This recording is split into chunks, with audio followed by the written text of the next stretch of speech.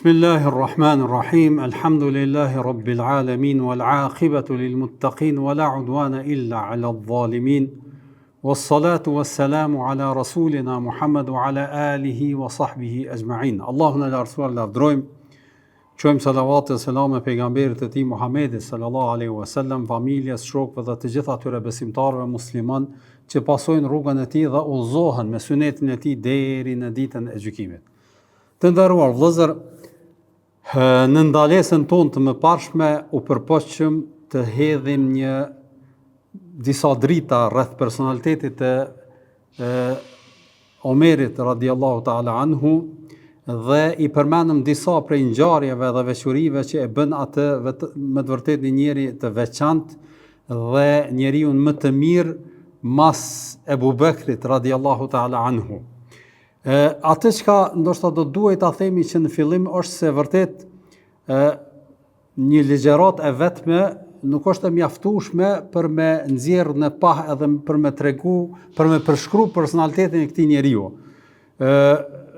Madje ndoshta e keni pas parasysh edhe kur i kemi përmend edhe ato hadithe ose gjëra në lidhje me personalitetin e tij, shumë prej tyne i kemi kalu shpejt, do thot pa u ndal në detaje dhe në çështje që ndërlidheshin me ato ngjarje dhe me hollësi të ndryshme, vetëm që të mos zgjerohemi shumë dhe të largohemi nga ajo kronologjia e sirës në përgjithësi.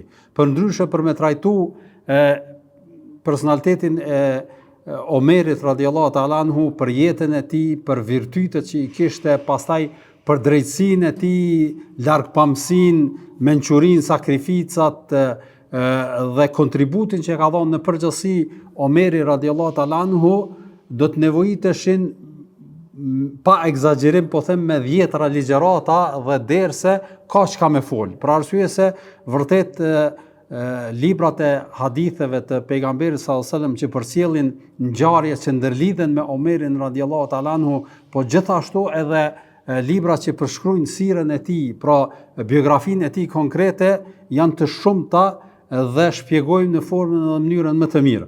Prandaj,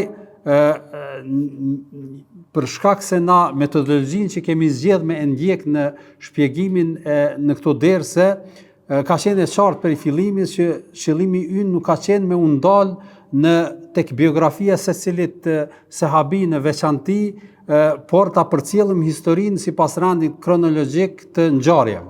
Prandaj edhe kjo do të thotë që kur i përmendim këto virtyte edhe kontributin e tyre, nuk është që zgjerohemi shumë, për arsye se nuk është synimi jonë vetëm të nxjerra në pah personalitetin e Omerit apo këtyre sahabeve në përgjithësi, por me vazhdu me zhvillimet edhe ngjarjet historike të cilat pasuan në kohën e tyre, qofshin ato arritjet dhe lavdet që i kanë bërë, qofshin edhe fitnet dhe sprovat me të cilat u ballavaçuan në përgjithësi. Për këtë arsye edhe te Ebu Bekri, kur kemi përmend për personalitetin e tij disa gjëra, jo në formë të hollësishme edhe gjithçka apo shumë nga ajo që ka përmendet, nuk kemi ndalë në detaje të shumta, por i kemi përmend disa konkrete, pastaj kemi përmend edhe disa dyshime, respektivisht akuza që ngriteshin karshi personalitetit të Ebu Bekrit radiallahu ta'ala anhu, e të njëjtën metodë kena me përdor edhe për Omerin radiallahu ta'ala anhu, duke nxjerrë në pah edhe disa nga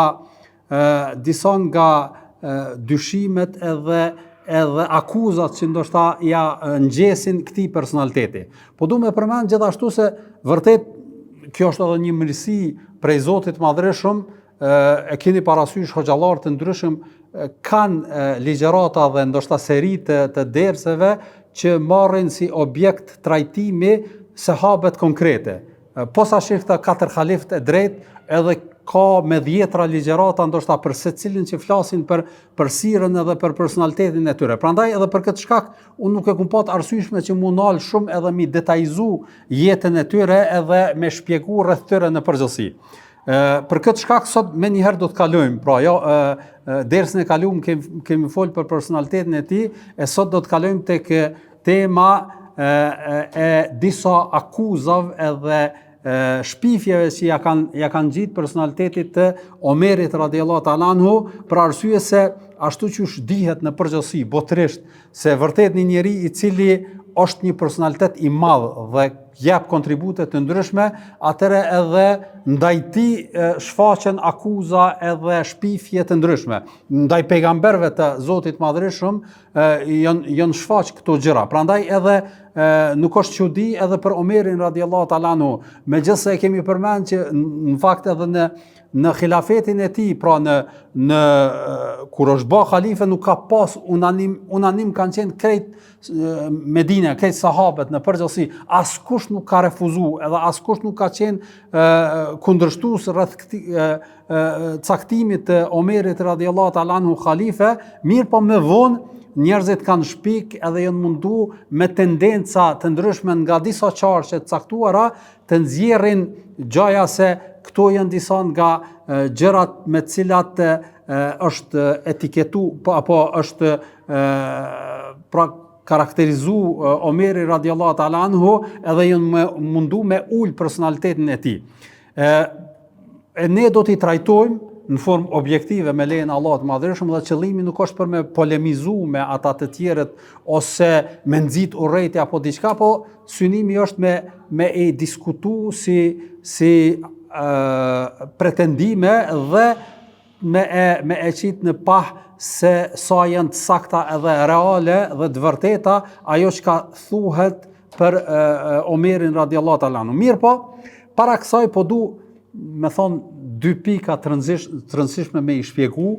E para shumë e rëndësishme, shpresoj që të keni parasysh edhe ta dëgjoni mirë, për arsye se është një pikë shumë e rëndësishme, ndoshta nuk është që keni pas mundësinë me e kuptu, për arsye se nuk trajtohet në ligjërata të ndryshme nga hoxhallarët, për arsye se ka të bëjë me një lloj analize në lidhje me sirën e Muhamedit sallallahu alaihi wasallam dhe sirën e sahabëve në përgjithësi. Për arsye se një sen do të më pas parasysh vëllezër të nderuar, kur flasim për sirën e pejgamberit ton Muhamedit sallallahu alaihi wasallam, atëre do të më ditë se të gjitha zhvillimet që kanë ndodhur në atë kohë, i kemi shpjeguar pra 104 derse i kemi pas, të gjitha zhvillimet që kanë ndodhur në kohën e pejgamberit sallallahu alajhi wasallam janë në frymën e shpalljes. Për arsye se gjithmonë ka pas Kur'ani, domosdoshmë është shpallur Kur'ani. Prandaj edhe kur e lexojmë edhe kur e trajtojmë sirën e Muhamedit sallallahu alaihi wasallam,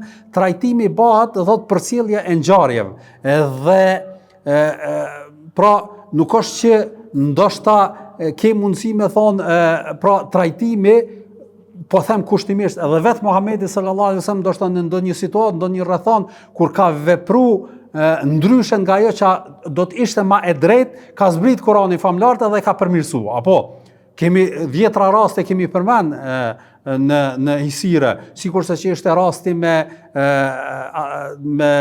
ata robrit e luftës Bedrit, ka zbrit ajete dhe ka përmirësu. Pastaj është rasti kur pejgamberi sallallahu alaihi wasallam me Ibn Ummi Mektum që ka zbrit ajetin Abasa wa Tawalla, pra edhe nëse ndonjë situatë që ka ndodhur diçka që nuk ishte e drejtë, ka zbrit ajete dhe është përmirësu.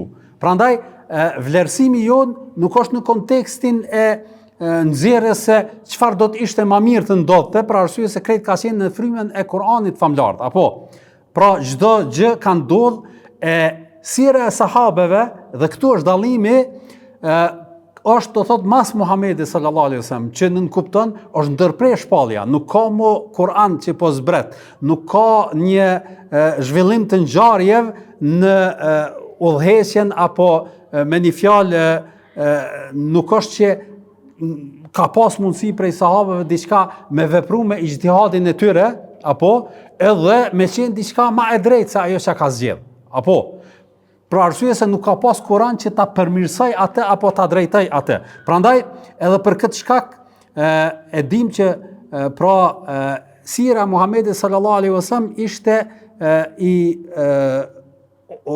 orientuar me thonë me shpalljen e Muhamedit me shpalljen e Kuranit famlar, dhe autoriteti përfundimtar i atyre ngjarjeve ka qenë Kurani famlar, që e ka gjyku dhe ka qetë në pah se a është e drejt apo nuk është e drejt ai zhvillim apo e ngjarje. Kurse me ijtihadet e sahabeve nuk ka pas më shpallje që me përmirësu ose me nxjerrë në pa se a ka qenë e drejt apo s'ka qenë e drejt. Prandaj ata nuk ishin të pagabushum. Nuk kanë qenë të pagabushum që është shumë e drejt që ndoshta në vendimet dhe ijtihadet e tyre me gabu diçka. Dhe kjo ka ndodhur. Për këtë shkak edhe e shohim edhe në kohën e Ebu Bekrit kanë qenë shumë sfida të mëdha me të cilat është ballavaçu vetë Ebu Bekri radhiyallahu ta'ala anhu, siç ka qenë nxjerrja e ushtrisë së Usames, pastaj luftimi i rebelëve, atyre të cilët s'kan pranuar me dhon zakatin. Pra këtu kanë qenë vendime ijtihadie të sahabeve, konkretisht Ebu Bekrit. Madje ka pas edhe mos pajtim mes tyre. Nuk ka pas Kur'an që e ka gjyku se kush ka drejt në këtë. Megjithse ajo që ka kemi thonë për parësia e Ebu Bekrit është që me të vërtet kur analizohet në zhvillimet dhe ngjarjet vrehet që vërtet ka qenë i orientuar ka e drejta dhe e sakta në veprimet dhe insistimet e tij që i ka zgjedh në përgjithësi, posaçërisht ishin ato më të rëndësishme, sikurse që ishte ushtria Usames, luftimi i rebelëve e kështu me radhë në përgjithësi. Edhe te Ebu Bekri, te Omeri radhiyallahu ta'ala anhu është e njëjta. Ka pas vendime, ka pas situata, ka pas rrethana të cilat i ka zgjedh Omeri radhiyallahu ta'ala anhu jo detyrimisht që me ka pas mundësi që me qenë do thot vendime edhe jo të drejta ndoshta, por e tëra i nënshtrohet asaj që na ka mësuar pejgamberi sallallahu alajhi wasallam që idha ijtahada al-hakimu, nëse një gjykatës e jap mundin e vetë dhe e bën një zgjedhje dhe ja qëllon i ka dy shpërblime. Nëse gabon e ka një shpërblim. Edhe kjo ka qenë edhe realiteti me këta sahabeve. Prandaj na ky trajtim që na mëson që madhështia e sahabeve nuk qëndron në faktin se kanë qenë të pagabum. Jo, ata kanë gabu, po madhështia e tyre qëndron në faktin se ata ishin të sinqert në vendimet e tyre. Nuk synonin qëllime ulta të kësaj dynjaje, asesi, dhe përpjekja e tyre ishte që me qenë i kënaqur Zoti i Madhreshëm me tyre. E tash në këtë përzgjedhje edhe nëse gabonin, atëherë gabimi ishte pjesë e karakterit të tyre. Dhe ky është ai realiteti që duhet me e pas parasysh në përgjithësi. Prandaj në këtë kontekst edhe na kur e shpjegojmë edhe do të trajtojmë në përgjithësi, ndoshta mund të ketë situatë me thonë që ky ijtihad i Omerit, ose i Othmanit, ose i Aliut, ose kujdo qoftë sahabe, është më pak i qelluar, ndoshta ka qenë më e drejtë kjo.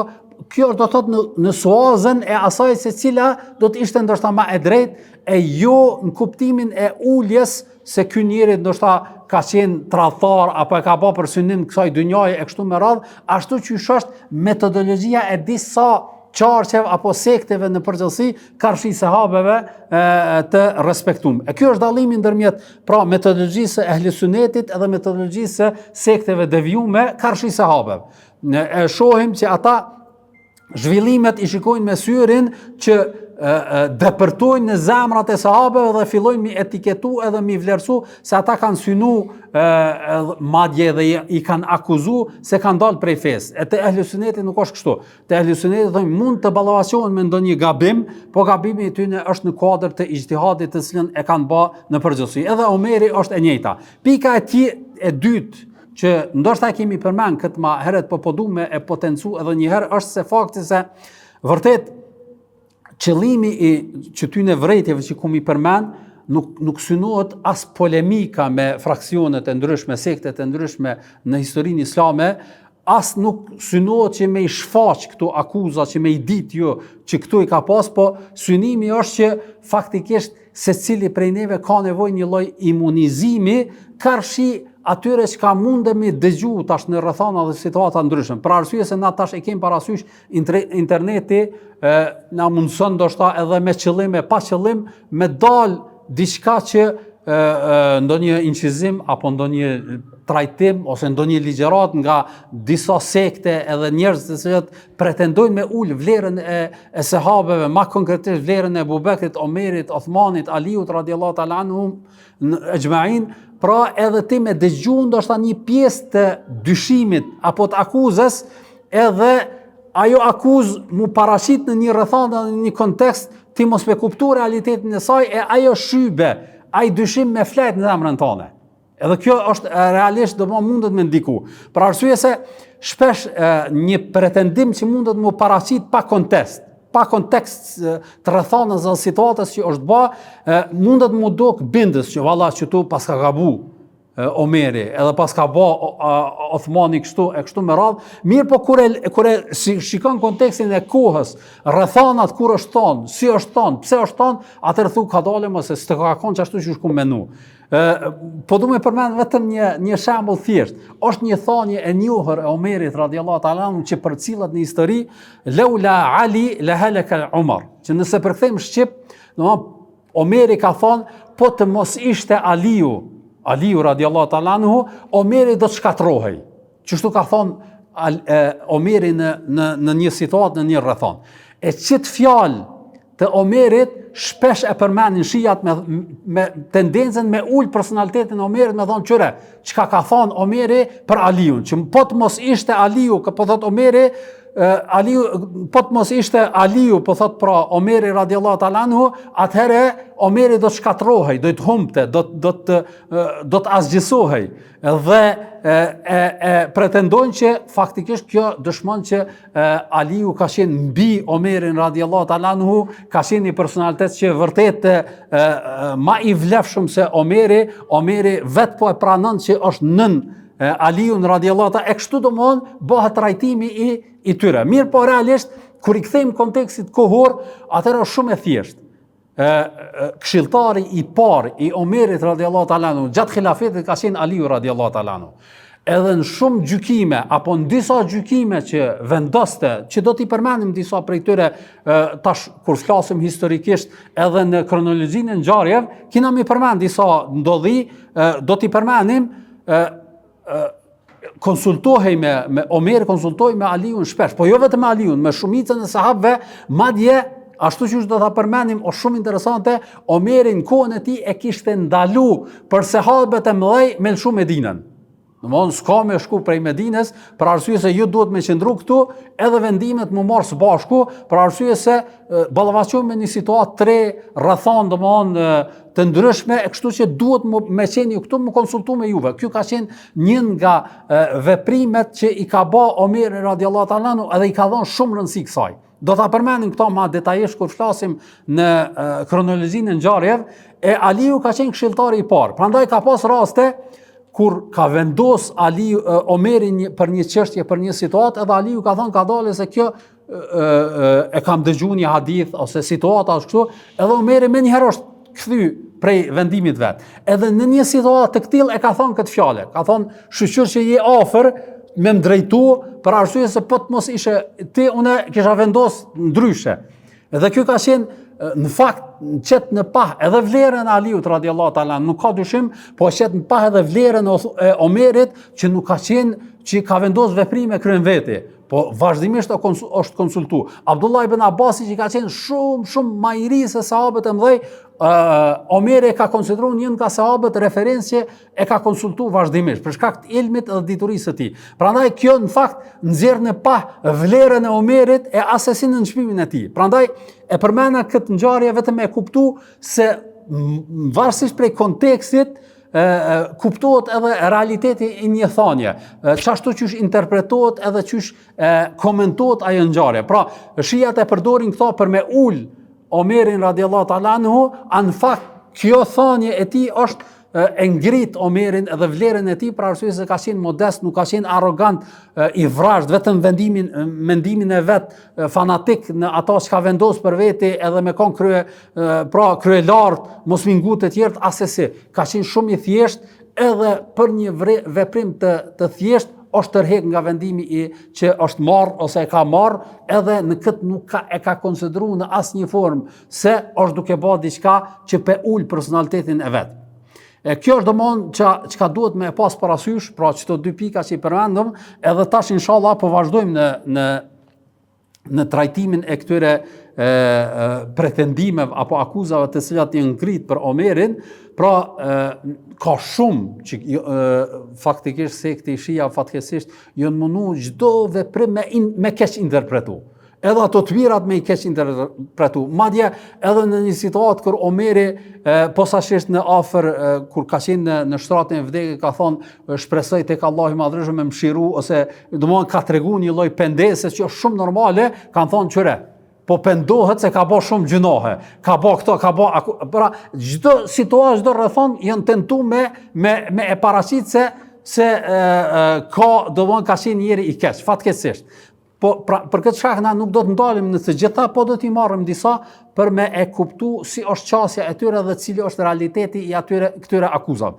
Pretendimi i parë, po e përmeni, kjo ka të bëj me historikun apo me biografinë e Omerit radiallahu ta'ala anhu, për cilën ndoshta edhe keni dëgjuar të gjithë, ajo është se thuhet se Omeri radiallahu ta'ala anhu në kohën e xahilietit, para se me pranu Islamin, para se më bë musliman, e ka varros një vajzë të tij, pra për së gjallu. Ju e dini që kjo përmendet edhe posaçërisht kur e përmendin këtë sekti shijav, e paraqesin se ky ka qenë një njeri shumë pra ka pas një zemër të ngurtë, me thonë kushtimisht, pa mshirë, madje e fusin edhe në mesin atyre që nesër ajo vajza ka më ngrit edhe ku thot në surën At-Takwir, Allahu i Madhërisht, wa idhal maw'udatu su'ilat bi ayyi dhanbi qutilat. Kur ajo e varrosura do të pyet për çfarë gjunahi është varros, thonë Omeri është një prej atyre që do të ngritet edhe do të përgjigjet për këtë gjunah të madh që e ka bë. Kjo është do thot akuza që i shtohet atij. Dhe kjo ngjarje ndërlidhet me një rrëfim që përmendet në histori.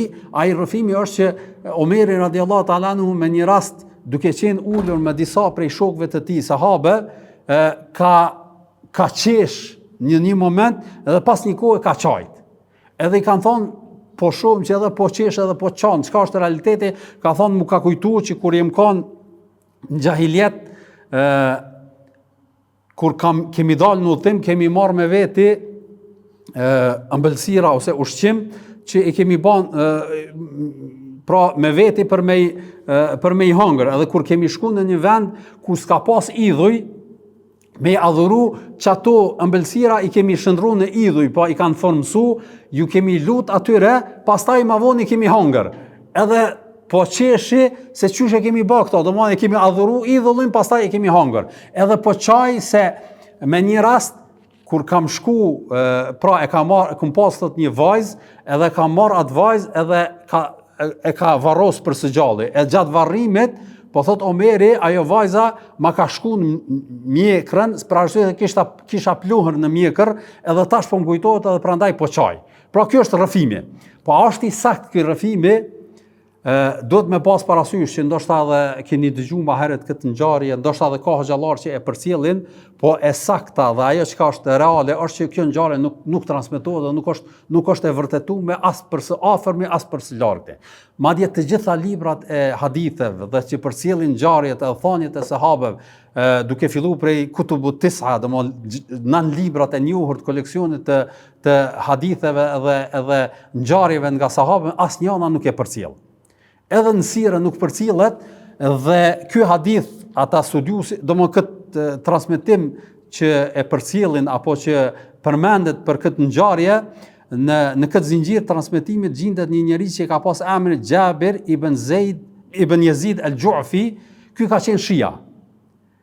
Pra edhe konsiderohet edhe tek shia që ka pas, domthonë nuk konsiderohet që është i drejtë, ka qenë gënjeshtar, edhe ka shpik hadithe, ka shpik transmetime, edhe ka qenë tendencë e ka shpik edhe këtë transmetim, synimi i tij, Allah alem që ka qenë mirë, po nuk është i sakt, po nuk vlerësohet se është i vërtetuar në transmetime dhe të gjithë transmetuesit apo muhaddithinët që i studiojnë dhe analizojnë transmetimet edhe hadithet e pejgamberit sallallahu alajhi wasallam, sahabët në përgjithësi, e vërtetojnë se nuk është i vërtetuar ky hadith.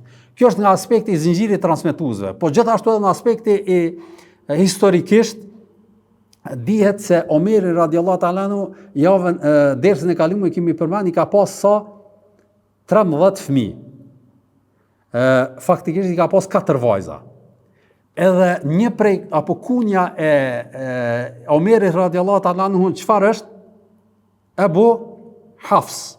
Abu Hafs është vajza e Omerit radiallahu ta'ala, vajza më e madhe. Edhe zakonisht tradita e arabëve në atë kohë edhe në përgjithësi është që kur të merr kunjen, e merr në emrin e djalit apo vajzës më të madhe.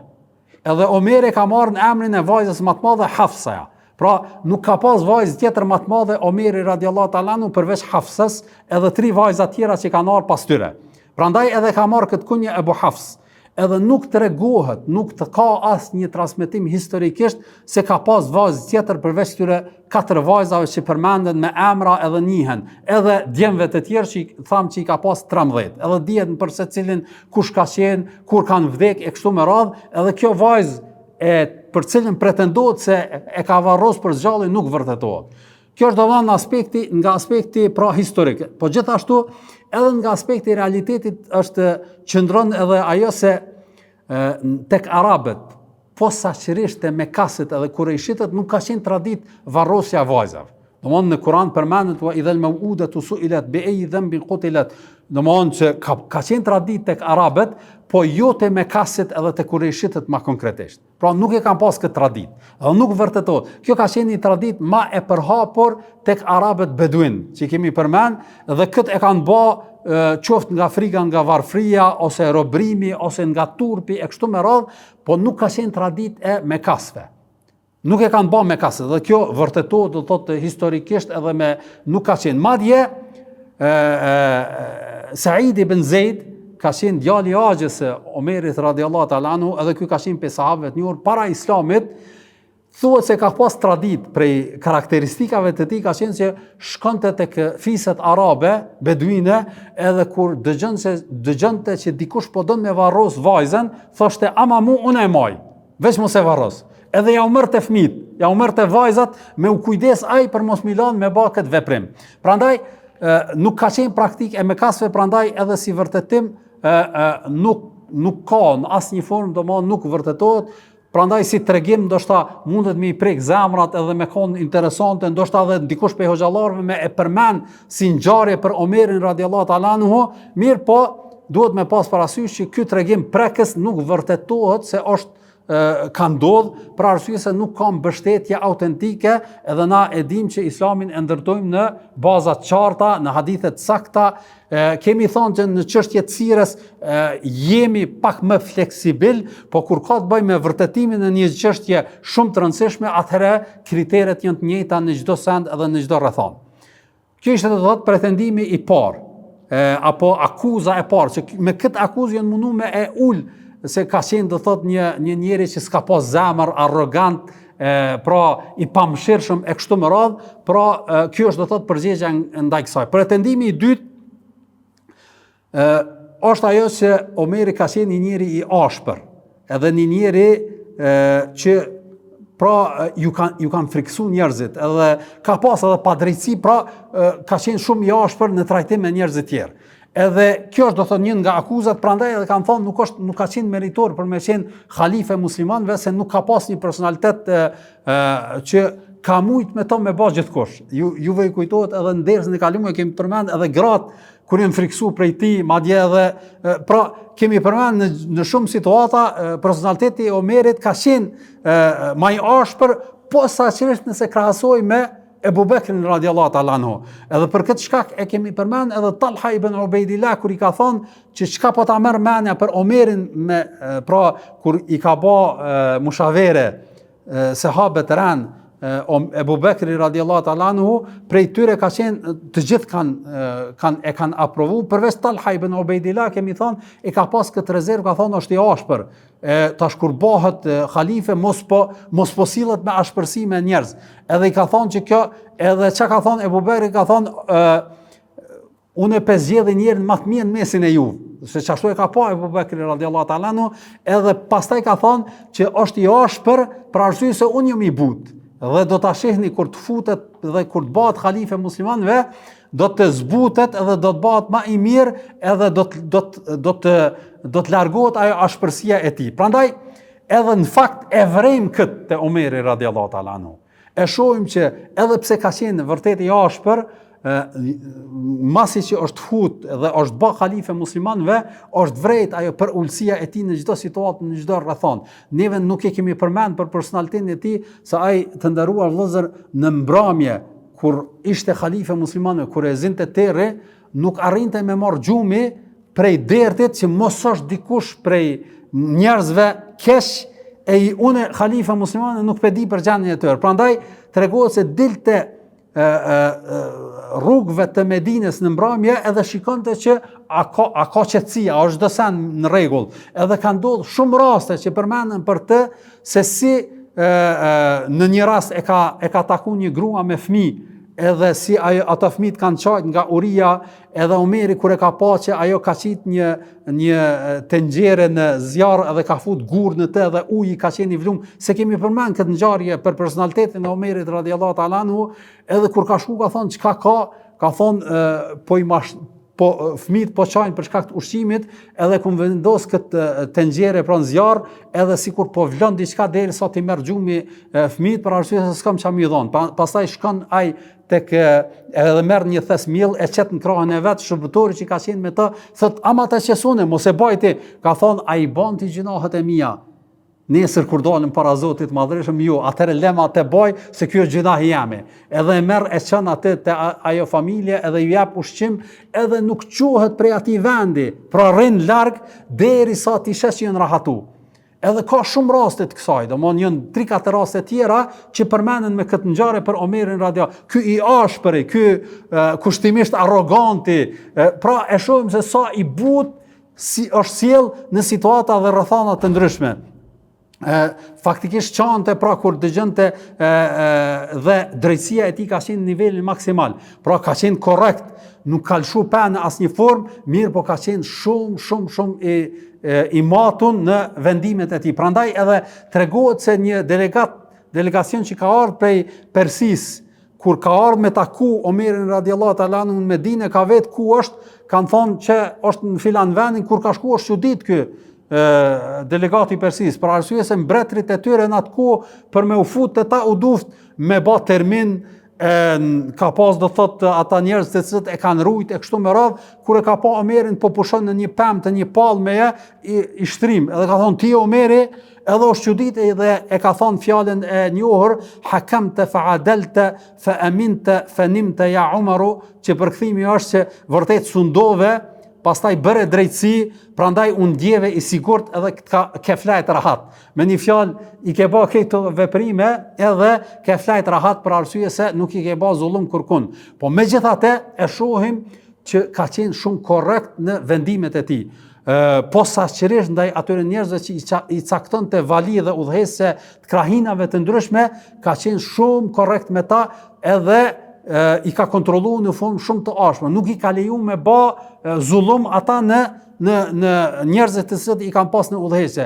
Këtë do ta shohim kur t'i shpjegojmë historinë edhe si kanë ndodhur me Amr ibn Asin kur ka bërë një veprim ose kur ka ndodhur një ngjarje në Egjipt, pastaj e shohim Sa'd ibn Abi Waqqasi, ka qenë njëri prej 10 të përgëzuar me xhennet, e ka pacaktu vali në një Kufe ose për rreth Kufës në Irak, edhe për shkak të një ankese nga njerëzit i përgëzuar për xhenet e ka shkarku, edhe ka thonë shkarko edhe ka caktuar një tjetër. Pra në këto sene ka qenë shumë i drejtë edhe nuk ka leju për asnjënin që me e konsideru pushtetin si privilegje në asnjë formë, pra dhe edhe kështu ka mbajt edhe me përgjegjësi edhe me familjen e tij, nuk ka leju kurkush me e shfrytzu se është djali apo i afërm Omerit radhiyallahu ta'ala anhu edhe me pas ndonjë privilegje apo diçka nga kjo natyrë. Pra vërtet njerëzit, kjo është tendencë dhe faktikisht nuk qëndron në asnjë formë.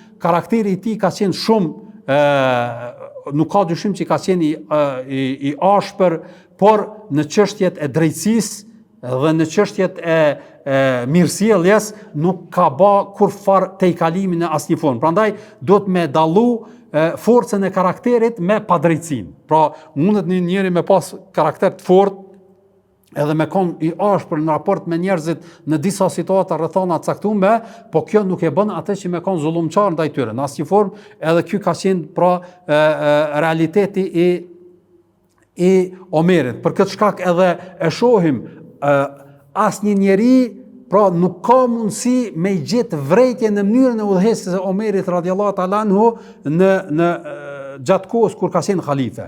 Pra të gjitha të gjithë ato vendimet, veprimet, gjërat që i ka bë, të gjitha ka qenë në koordinim fillimisht me sahabët që kanë qenë në Medinë, po edhe ata e kanë aprovu, prandaj edhe nuk është dikush që ka dalë edhe ka kundërshtuar, as Aliu radiallahu ta'ala anhu, as sahabët tjerë në përgjithësi, që kjo çapo bën ti nuk është në rregull, po të gjithë ja kanë aprovu edhe kanë konsideruar domosdoshmë që veprimet e tij janë konform të së drejtës. Pra, shkurt me thënë, historia edhe veprimet e tij e dëshmojnë të kundërtën e kësaj akuze që ja kanë shpif atij. Prandaj edhe vet pejgamberi sallallahu alaihi wasallam e kemi përmend hadithin që ka thonë me të vërtet po të kishte pejgamber mas meje, do të ishte kush? Omeri radiallahu ta'ala anhu, për shkak domosdoshmë të mendjepresisë së tij. Pastaj për shkak të ashpërsisë kemi përmend hadithin që ka thonë kur shejtani ecë në një rrugë edhe ecë edhe Omeri në atë rrugë, shejtani e ndron rrugën nga frika prej tij, për arsye se ky ka qenë personaliteti i tij në përgjithësi. Pretendimi tjetër, edhe ky është domosdoshmë është i rëndësishëm e trajtuar, është se kanë thonë që Omeri radiallahu ta'ala anhu i ka ndryshuar disa gjëra të fesë. Që kjo do të thotë akuza, tash do ta elaborojmë çfarë është për qëllim. Dhe kjo është domosdoshmë një nga akuzat më të rënda që i bëhen Omerit radiallahu ta'ala anhu, pra pretendimi se ka dalë prej asaj që ka thonë Allahu i Madhërisht dhe ka thonë pejgamberi sallallahu alaihi wasallam. E kjo është do thotë një akuzë e rëndë, për arsye se domosdoshmë e ka deviju, ka dalë do thotë nga e vërteta. Dhe kjo logjikisht nuk është e mundur. Pse nuk është e mundur? Për arsye se pejgamberi sallallahu alaihi wasallam e ka përgëzuar me xhennet. Pra njërin nga të përgëzumit, po të kishte diçka nga kjo, Allahu i Madhërisht e din të ardhmen, atëherë do ta lajmëronte pejgamberi sallallahu alaihi wasallam dhe nuk do t'a jepte atë preferencë dhe atë vlerësim Omerit pejgamberi sallallahu alaihi wasallam. Pastaj e dyta, pse nuk është e logjikshme kjo, thamë që sahabët kanë qenë prezent, edhe po të bënte ndonjë veprim të kësaj natyre, atëherë sahabët nuk do t'ja pranonin, do t'a çortonin, edhe do të hiqnin dorë. Ka raste kur sahabët janë quajtur edhe ja kanë kthy fjalën aty për ndonjë veprim që do ta shpjegojmë në të ardhmen inshallah, edhe kjo ka qenë e hapur. Edhe po të kishte vendimet e tij, do thotë po them kushtimisht devijuese, atëherë edhe sahabët nuk do të qëndronin pa reagu. Cilat janë ato që si shembuj që ai kanë përmend, janë këtu. E para kanë thonë namazin e taravive e kanë ndryshuar. Pse? E dim që pejgamberi sallallahu alajhi wasallam nuk e ka falë namazin e taravive në xhami, e ka falë në shtëpi. Edhe në kohën e Abu Bekrit radhiyallahu ta'ala anhu, namazin e taravive nuk o falë në xhami, është falë në shtëpia ose janë falë në xhami, po secilin vete. Për shembull, ka ardhur në xhami e ka falë nafile sa ka mujt, do thotë secilin vete. Omeri radhiyallahu ta'ala anhu kur e ka pa që po vinë njerëzit në xhami mas iftarit, do thotë në kohën mas e yacisë, pas yacisë dhe po falin namaz secilin vete, e ka mendu edhe e ka vlerësuar në këtë formë. Ajo që është e njohur është që pejgamberi sallallahu alajhi wasallam në fillim 3 ditë e ka falë namazin e taravive me xhamat në xhami. Në fillim, natën e parë ka dalë edhe ka falë me xhamat. Natën e dytë ka dalë edhe ka falë me xhamat. Natën e tretë ka dalë edhe ka falë me xhamat. Natën e katërt nuk ka dalë. Kanë ardhur sahabët edhe kanë prit, s'ka dalë pejgamberi sallallahu alajhi wasallam. Kanë prit, edhe nesër me një ka thonë, i dërguari i Zotit, pse s'dole me fal? Ka thonë, jam të friksu që mos po mendoni se o bë farz. Kështu që faleni secilin veti, për arsye se kjo është prej namazeve nafile, sunet, pra nuk është obligative.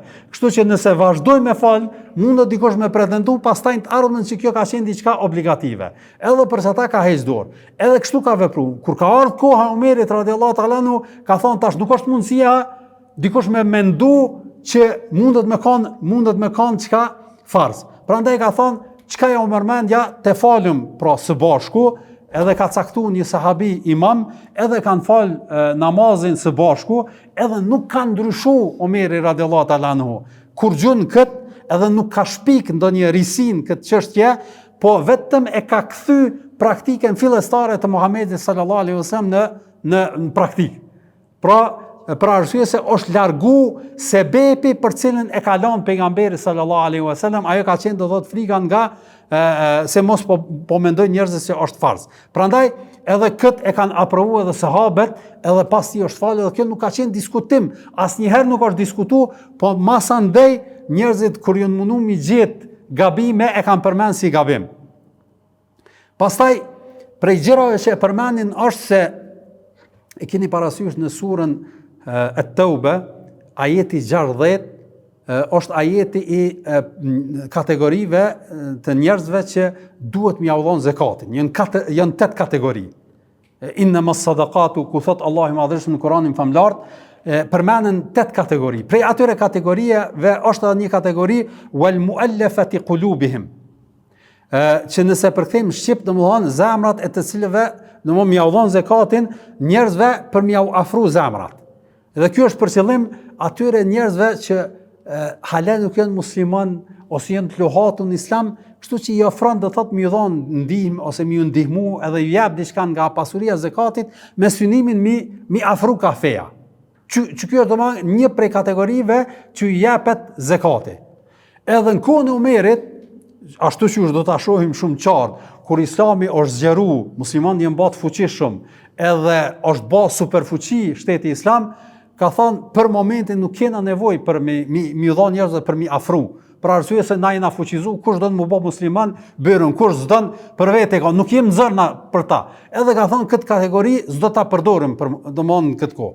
Edhe e ka largu si aplikim për shkak të rrethanave dhe situatës. Jo pse e ka refuzu ajetin, në asnjë formë. Po ka thonë ky ajet në këtë kohë nuk është i nevojshëm me apliku domosdoshmë këtë pjesë apo këtë kategori me praktiku do thonë në kohën tonë. Edhe faktikisht që është realiteti i kuptimit të këtij ajeti.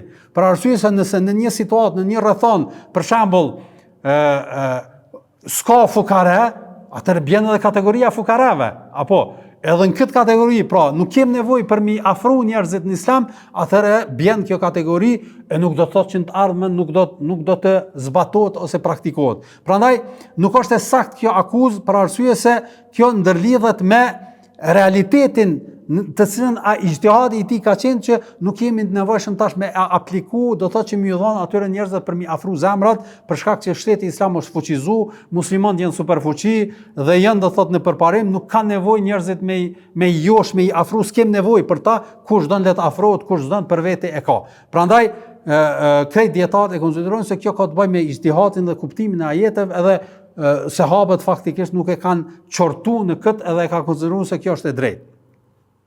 Pastaj pe gjërave që përmendet për të është edhe një çështje që ka të bëjë me mut'an. Ndoshta keni dëgjuar çka është mut'a. Mut'a është, nëse përkthejmë shqip, domosdoshmë një martesë e përkohshme që ka qenë e njohur në fillim të islamit. Ajo është se pra është një lloj martese që lidhet marrëveshjen mes burrit edhe gruas, nuk është kjo martesa jonë e njohur, po është një martesë me afatizume që bin dakord burri edhe gruaja për një martesë për një ditë ose një javë ose një vit e kështu me radhë, edhe kur të përfundon që kjo afat nuk ka nevojë me shkurorzu, po automatikisht prishet kurora. Dhe kjo formë e kurorzimit ka qenë lejuar në fillim të islamit. Kur muslimanët kanë qenë pra në para çlirimit të Mekës, posaçërisht do thotë para betejave, para Khajberit e kështu me radhë, mirë po masandej pejgamberi sallallahu alajhi wasallam e ka ndalu. Edhe këtë ndalesë e përmend te shiat është e lejuar ende, pra e praktikojnë edhe e zbatojnë, edhe kjo është një nga gjërat që ata pretendojnë se është e lejuar, mirë po ka citate shumë decisive, shumë prera, edhe nga vet Aliu radiallahu ta'ala anhu, që atribojnë do thotë se ai e ka leju, që atribojnë, pra ka hadithe drejt për drejta nga pejgamberi sallallahu alajhi wasallam nëpërmjet zinxhirit të Aliut radiallahu ta'ala anhu, që pejgamberi sallallahu alajhi wasallam e ka ndalu këtë lloj të martesës në Khajber.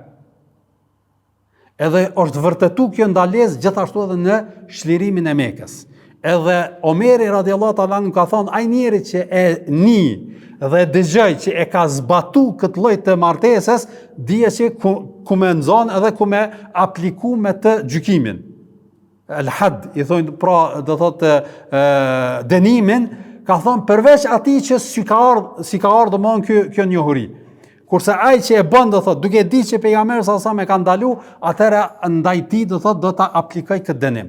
Prandaj kjo ndalesë nuk është një ndalesë, ata shiat e akuzojnë që Omeri është ai që e ka ndalu, po në fakt nuk është Omeri, po është pejgamberi sallallahu alaihi wasallam. Edhe katërta që prej gjërave që e akuzojnë është mit'atul hajj. Ju e keni edhe haxhi është 3 lloje. Është haxhi që bëhet veç haxh, haxhi që bëhet umre dhe haxh së bashku duke mos ndërprerë mes tyre, edhe haxhi që bëhet haxh edhe umre së bashku duke ndërprerë do thotë mes tyre, pra duke i ndru vesh ihramat edhe duke hjek ihramet në mes umres edhe haxhit të muslimanit. E që kjo e treta, në kohën e Omerit radhiyallahu ta'ala anhu e ka thonë që mos e bëni këtë haxh. Pra haxhin së bashku me umre në një udhtim. Pse? Ijtihadi i tij ka thonë që tash për shembull me falënderimin e Zotit, Mekja gjithmonë është kallabllak, gjithmonë ka njerëz. Në atë kohë nuk ka qenë kështu. Edhe ka pas shef që njerëzit mos me bë udhtim vetëm me bë haxhin edhe umrën së bashku, pastaj mos me udhtu hiç. Po ka thonë udhtoni për haxh, pastaj udhtoni edhe për me bë umre që ma shpesh me vizitua dhe mos me mbet Qabeja pa tavaf. Sikurse që ka qenë të kalumen në këtë, pra ijtihadi i tij ka qenë që e ka preferu që njeri me bë haxhin ifrad, pra llojin e parë të haxhit, prandaj edhe shumë prej ulemave, posaçërisht dietarët e medhhebit Maliki e preferojnë që haxhin me bë ifrad, mos me bë tamattu. Tek Hanefit është me bë qiran, medhhebe tjera është tamattu, pra e ka preferu me bë ifrad edhe i kanë nxit njerëzit, madje ka qenë do thotë insistues në këtë me synimin që me shku njeri me bë ziaret haxhin edhe Qaben edhe në kohën jashtë haxhit për këtë synim. E jo pse e kanë ndalu pra mit'atul hajj, domthonjë që me bë haxhin tamattu. Në asnjë formë, për arsye se ka transmetime shumë të drejtë për drejta që kur është taku Omeri radhiyallahu ta'ala anhu me disa prej njerëzve i ka vetë cëllën haxh e ke bë, ka prej tyre që kanë thonë e kum bë me një tamattu, edhe ka thonë mirë ja ke bë. Edhe apo asab të sunne, e ke bë sipas sunetit. Po qëllimi i tij ka qenë kjo. E jo do thot ndonjë arsye tjetër. Pra si të qoftë, unë i përmenda vetëm këto 4 pretendime që kishe ka ndryshuar fe, në asnjë formë Omeri radhiyallahu ta'ala nuk ka ndërhyrë në ndryshimin ndonjë rregulle apo dispozite, po kanë qenë do thot ijtihadet e tij që janë ndërlidh me rrethanën dhe me situatën e kohës. E asesi ndryshim ndonjë rregulli apo ligje të Zotit Madhreshëm, për arsye se e dim Omeri radhiyallahu ta'ala ka qenë larg asaj, edhe në çdo situatë është munduar me zbatu edhe me qenë vend fjalën e Zotit Madhreshëm dhe fjalën e pejgamberit sallallahu alaihi wasallam. Prej pretendimeve tjera, pra pretendimi i 4 është se Omeri radhiyallahu ta'ala anhu akuzohet se e ka uzurpu khilafetin. Me një fjalë, ja ka rrëmby khilafetin kujt? Aliut radhiyallahu ta'ala anhu.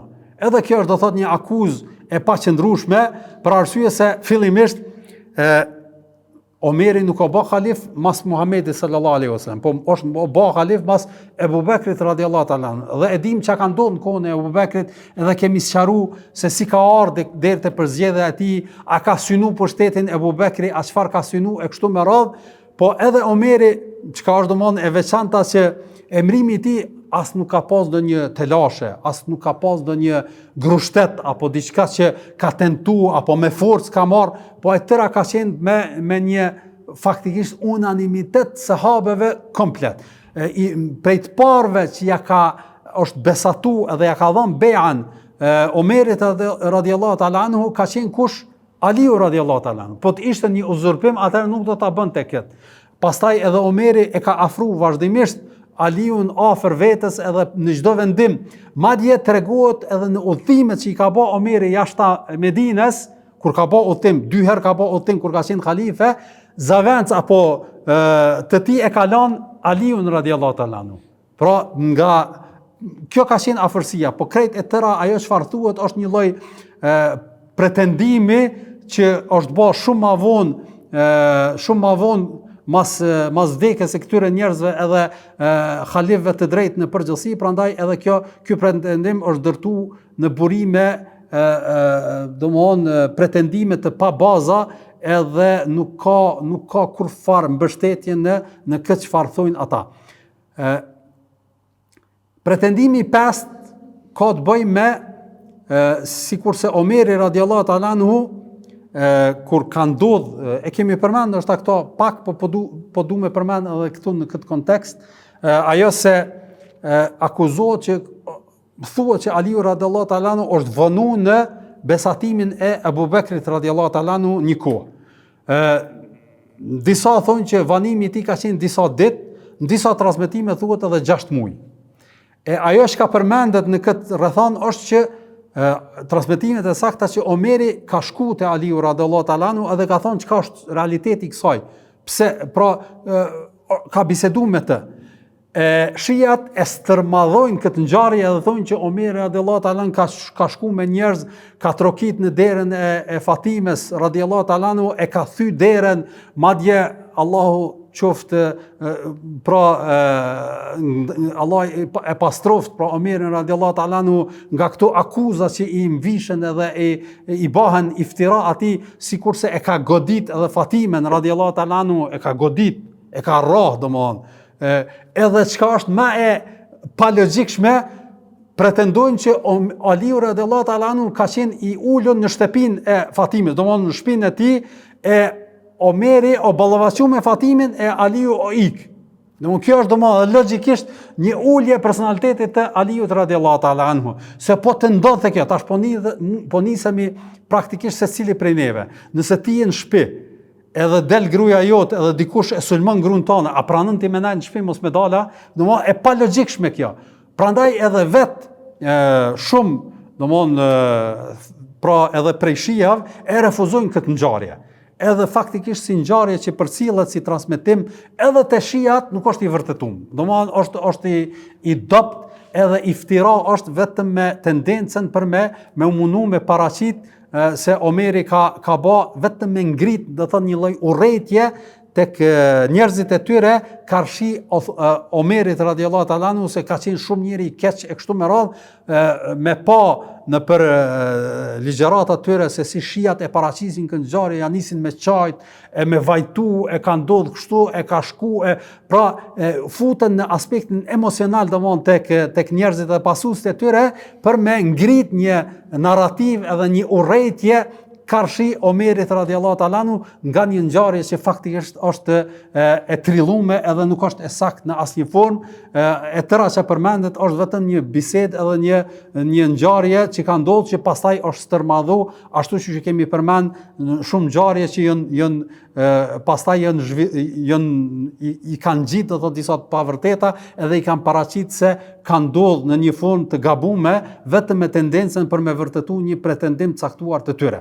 Pra këtu ishin disa pretendime, është edhe një pretendim tjetër, të cilën inshallah po e la me e shpjegu dersin e ardhshëm, edhe të shpjegojmë edhe një trajtim pak në lidhje me atë se si ka qenë realitet lidhja mes Omerit radiallahu ta'ala anhu edhe Aliut radiallahu ta'ala anhu, për arsye se e tërë kjo narrativa dhe këto tendencat që paraqiten nga ana e këtyre qarqeve edhe sekteve, synimi i tyre është që me e paraqit që armisia mes Aliut dhe Omerit radiallahu ta'ala anhu ka qenë në nivele më të larta, e që faktikisht nuk ka qenë dhe kjo nuk ka ekzistuar fare, e tëra është do thot një lloj shpifje edhe trillim që i kanë nxit apo i kanë ngrit ata vetëm për me pretendu atë se Aliu radiallahu ta'ala anhu ka qenë khalifja edhe imami i caktuar prej pejgamberit sallallahu alaihi wasallam, mirë po Ebu Bekri, Omeri, pastaj Othmani ja kanë rrëmby edhe kanë bë padrejtësi edhe faktikisht edhe ajo akuza që kanë rebelu edhe kanë dalë prej fesë në tërësi, e Aliu ka mbet në të vërtetën edhe ka vazhdu, edhe ata pretendojnë se na pasojmë këta njerëz, pra pasojmë Aliun radiallahu ta'ala anhu edhe urrejmë sahabët, tek ehli sunneti është e kundërta, të gjithë sahabët, duke filluar prej Abu Bekrit, Omerit, Othmanit, Aliut dhe të tjerë në përgjithësi, të gjithë kanë qenë një xhamat, një grup edhe së bashku kanë pas vendime edhe veprime, edhe kështu është zhvilluar ngjarja, edhe kështu është kuptu, të gjitha çfarë pretendohen janë trillime që kanë ndodhur shekuj masi që kanë shku edhe kanë vdekë këta njerëz të njohur edhe të respektuar shokët e Muhamedit sallallahu alaihi wasallam. Allahu ju nderoft.